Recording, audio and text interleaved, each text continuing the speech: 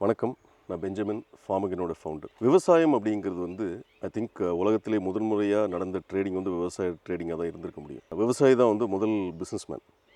ஆனால் அந்த விவசாயி இன்றைக்கி வந்து பர்டிகுலர் நம்ம இந்தியாவில் பார்த்தோம்னா நம்ம ஊரில் பார்த்தோம்னா ஒரு பிஸ்னஸ்மேனாக செயல்படுறோமா, இல்லை வந்து கிடைச்சது கிடைக்கட்டும் அப்படிங்கிற ஒரு மனநிலையில் இருக்கிறோமா அப்படிங்கிற ஒரு கேள்வி என் மனதில் எழுந்தது.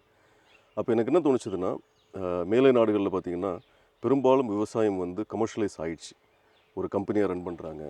ஆப்டிமைசிங் ரிசோர்ஸஸ் அப்படிங்கிற ஒரு கான்செப்ட் வந்து விவசாயத்தில் முழுக்க முழுக்க உள்ளே கொண்டு வந்துட்டாங்க. அந்த லெவலுக்கு நம்ம வந்திருக்கோமா அப்படின்னா அதில் ஒரு கேள்விக்குறி இருக்குது. அப்போ நம்ம என்ன பண்ணால் விவசாயத்தை ஒரு ப்ராஃபிட்டபிள் ட்ரேடு மாதிரி நம்ம கொண்டு வர முடியும், ஒரு ப்ராஃபிட்டபிள் பிஸ்னஸை கொண்டு வர முடியும் அப்படிங்கிற ஒரு கேள்வியை மையமாக வச்சு இன்னும் வரக்கூடிய காலகட்டங்களில் ஒரு சில வீடியோஸ் போஸ்ட் பண்ணலாம் அப்படின்னு நான் நினச்சேன்.